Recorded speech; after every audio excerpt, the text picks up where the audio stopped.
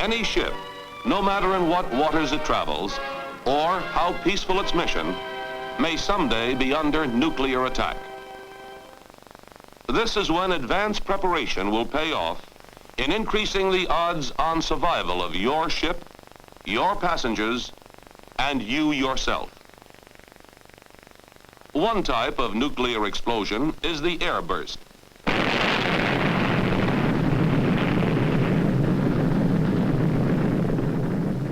Where the bomb has been exploded high in the air, generally above 2,000 feet.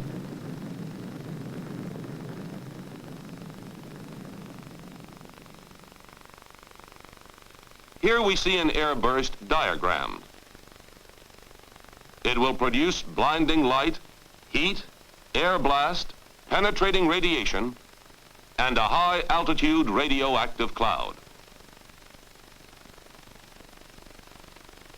A second type is the surface burst, which also produces blinding light, heat, blast, some underwater shock, and a radioactive cloud. But the explosion that is most likely to be encountered by a ship at sea is an underwater burst.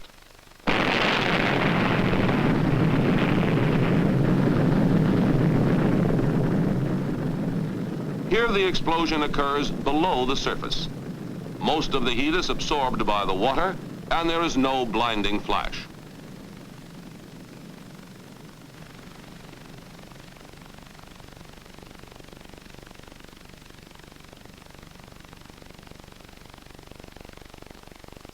But there will be heavy underwater shock with possibly some air blast and a radioactive cloud. In addition, a base surge of mist develops and moves out rapidly across the water, and it may be radioactive too. Of the effects of nuclear bursts, heat and shock or blast are combated by standard damage control methods. Adequate shelter and shielding will help protect you against all of these effects. But nuclear radiation, whether from the initial burst, a radioactive cloud, a radioactive base surge, or radioactive contamination, requires special countermeasures. A nuclear explosion produces 3 radiation hazards.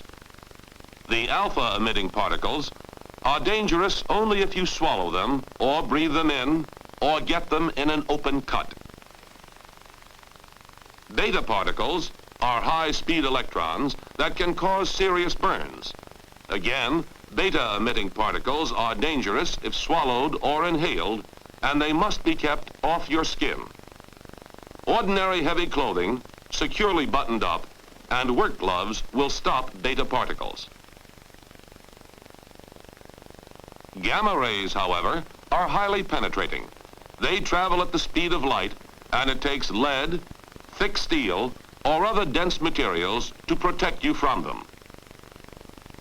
Shielding reduces gamma radiation. More shielding provides better protection. Our bodies are constantly and unavoidably exposed to radiation from cosmic rays and other sources. During our lifetime, we will receive 10 to 12 roentgens of radiation from these sources. A roentgen is simply the unit for measuring radiation. However, we suffer no ill effects from this normal exposure. But an overdose of radiation, such as may occur from a nuclear explosion, can cause sickness, nausea, skin burns, anemia, and perhaps serious internal damage. And the effect will be temporary or fatal, depending on how much of an overdose it is. Nevertheless, unless your ship is caught in the immediate area, it is possible not only to survive, but to escape with a minimum of damage. This film will show you how.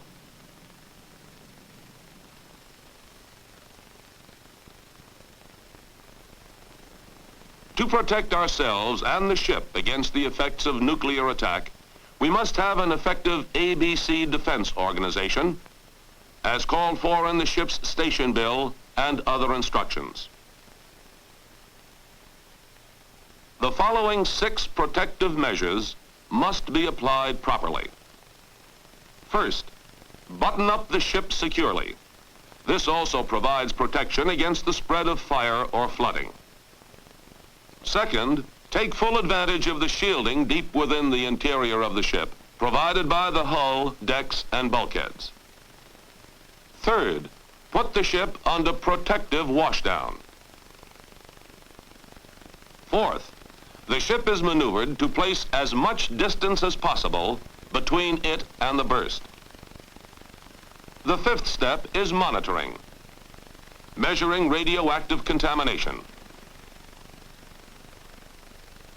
And the final step is decontamination, removing the contamination. With proper organization, and by following these 6 measures, personnel hazards can be minimized aboard a ship exposed to nuclear attack.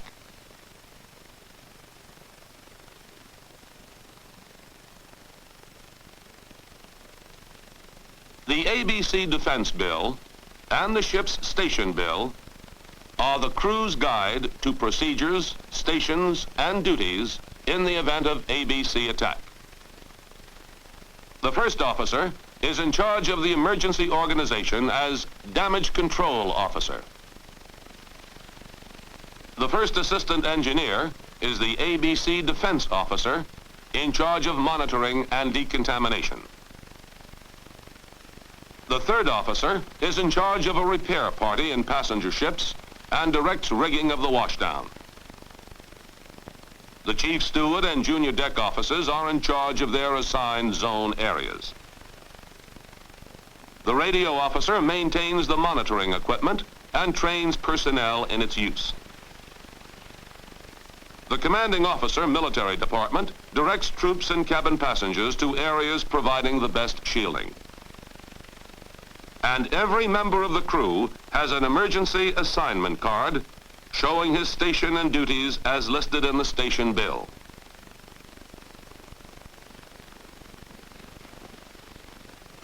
Even with warning of an imminent attack, there may be very little time in which to get ready. The master is given the message. He knows that speed is vital and orders the senior watch officer to sound the ABC alarm.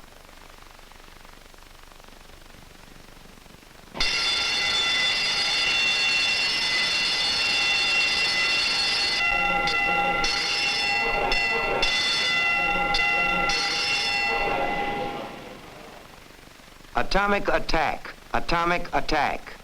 Man your ABC stations. Button up the ship.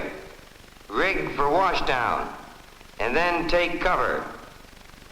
The watch officer trips the ventilation controls to stop fans and blowers with the exception of the engine and fire room blowers. The first officer mans damage control central and directs all emergency action. Passengers and troops are led below decks to shelter areas.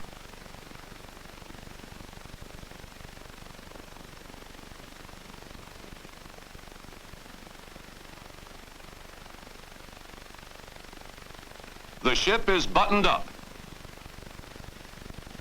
All openings are secured to keep out blast, heat, and radiation. Zone area personnel secure ports and deadlights where provided. Secure manually controlled fire screen doors and all manual watertight doors. At the same time, hoses are rigged for either the fixed pipe washdown countermeasure system or for the military sea transportation service method using the ship's regular fire hoses with all-purpose nozzles. The MSTS method provides special brackets to hold this nozzle upright and in the open fog spray position.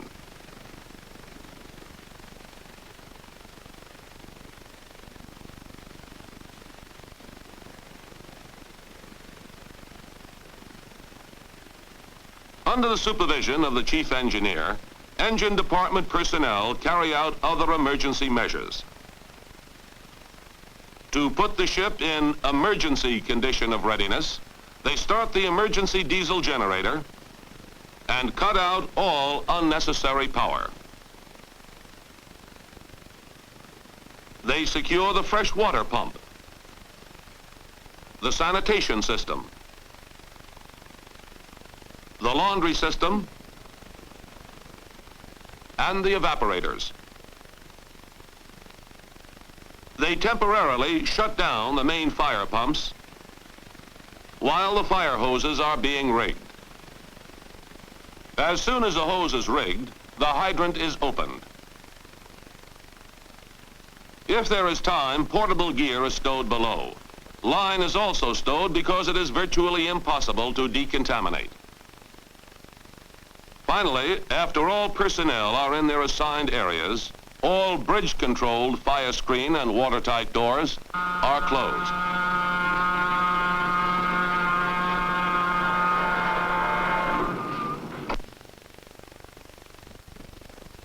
Then, when all areas report secured and ready, and the ship is completely buttoned up, the washdown can be started. The emergency fire pumps are put on the line because all fire pumps must be used and at maximum pressure. This creates a protective water curtain over the entire ship. In some ships, the washdown can be started and stopped from inside the ship by using root valves. During washdown, the master, if the situation permits, maneuvers the ship to improve washdown coverage and to drain off water on deck. When there is sufficient warning, the washdown is started ahead of time, before contamination reaches the ship. The continuous flow of water helps prevent radioactive particles from settling on and adhering to the surfaces of the ship. If there is no warning, the ship should be buttoned up and the washdown started immediately after the explosion. The washdown covers the ship's weather surfaces. It will carry off most of the radioactive particles, provided the fire hoses are properly rigged and pressure is kept at maximum. At this point, all men who had to remain at exposed stations can move to more protected locations. Bridge personnel man their alternate stations.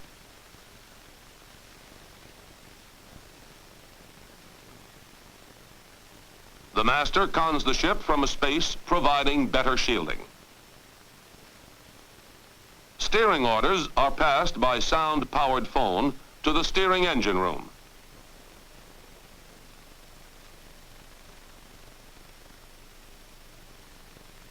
Damage Control Central also shifts below. All unengaged personnel should stay under cover and in this position to minimize the effects of shock or blast. No smoking, no eating or drinking until conditions are determined to be safe.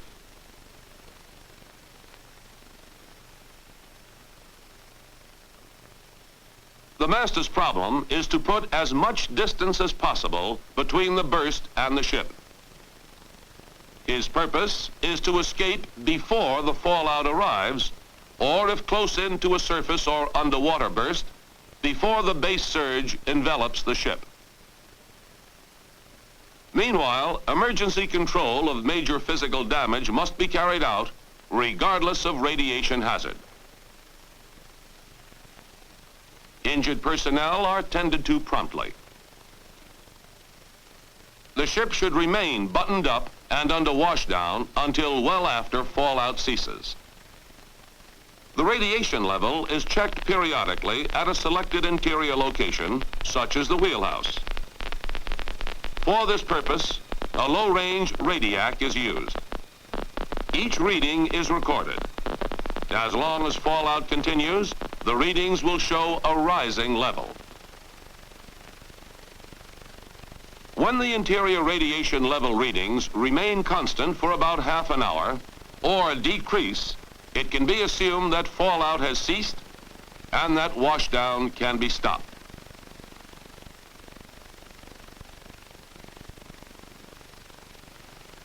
After washdown ceases, the first step is to survey the ship with radiation detection instruments, commonly called RADIACs.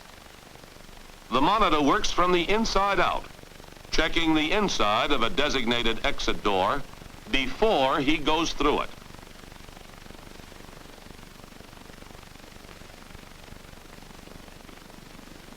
This first survey is a rough coverage of operational areas, starting with the bridge.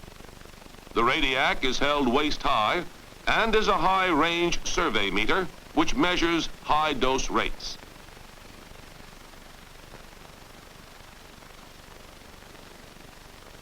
To control the spread of contamination, the monitor follows a designated route.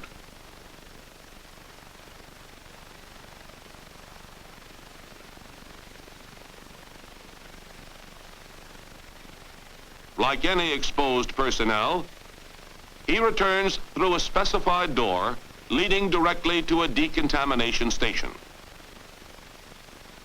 The ABC defense officer evaluates the monitor's reports and recommends whether or not to wait until the dose rate decreases through natural decay or to make a detailed survey.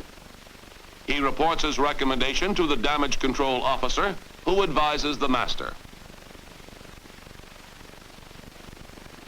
On the master's decision, the detailed survey is made by a two-man monitoring team consisting of a monitor and a recorder. The data obtained will permit determination of stay time for personnel and will pinpoint the specific areas requiring decontamination. On the basis of the detailed survey, decontamination teams go to work on the contaminated areas.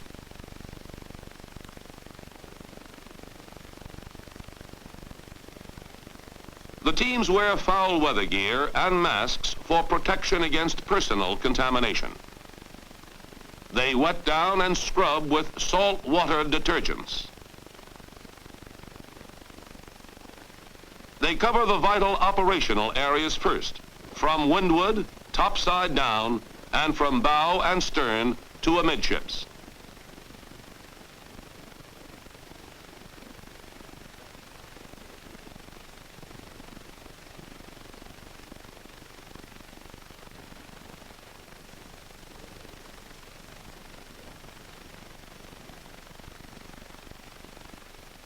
After thorough hosing down, the area is checked with a low-range RADIAC.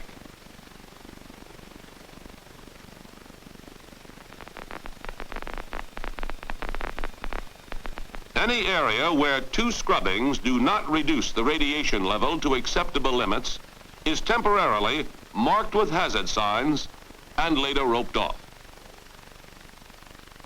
The self-reading dosimeter indicates the accumulated dosage for each team's exposure. No one is permitted to remain exposed beyond the specified stay time.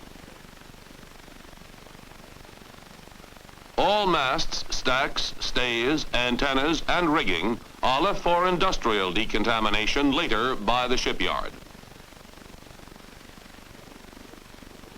The interior spaces, particularly the messing and berthing areas, are also monitored. All contaminated surfaces must be thoroughly cleaned. The food inside sealed cans will not be contaminated, but the cans must be monitored and, if contaminated, cleaned before opening. If you have any cuts on your hands, use rubber gloves. Stores stowed in secured reefers will be safe. Assume that uncovered food and liquids are contaminated. Give them the deep 6.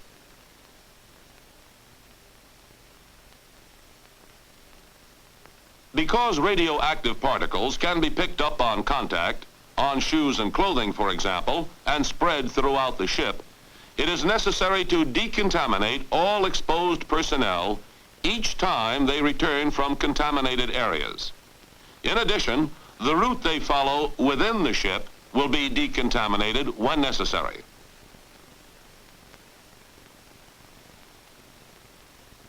As the other men go through personal decontamination, the monitor turns in the RADIAC and the team's self-reading pocket dosimeter. Decontamination stations are laid out along a one-way route.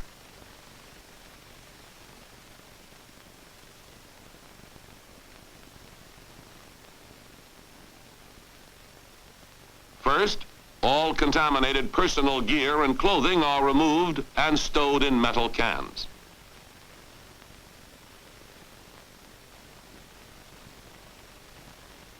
Next, each man turns in his personal dosimeter. It will indicate the total amount of radiation to which he has been exposed when it is read on a special instrument. Each man then takes a thorough soap shower, paying particular attention to the hair and fingernails.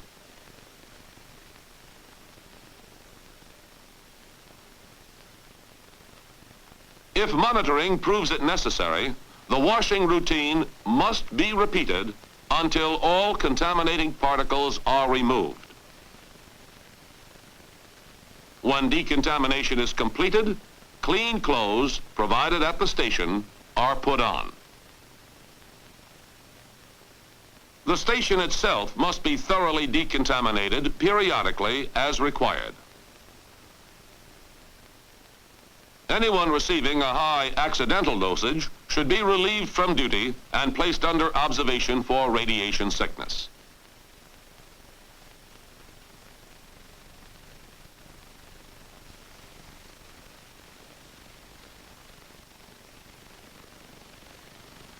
What we have been demonstrating here is the importance to you and your ship of being prepared for a nuclear attack.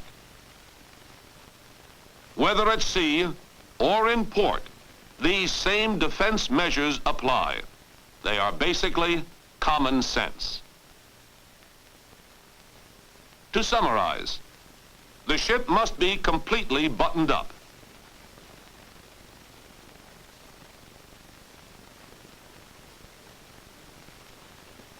All hands take cover. And washdown is started before contamination reaches the ship. Maneuver to escape the base surge or fallout. Constant or decreasing radiation level readings at a selected interior location will indicate when fallout has ceased.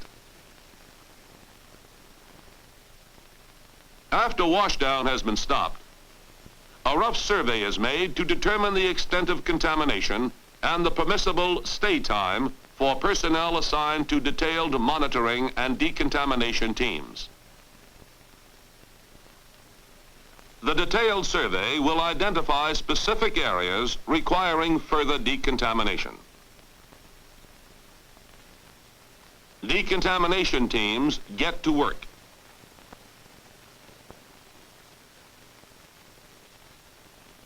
These teams, as well as all exposed personnel, must also be decontaminated.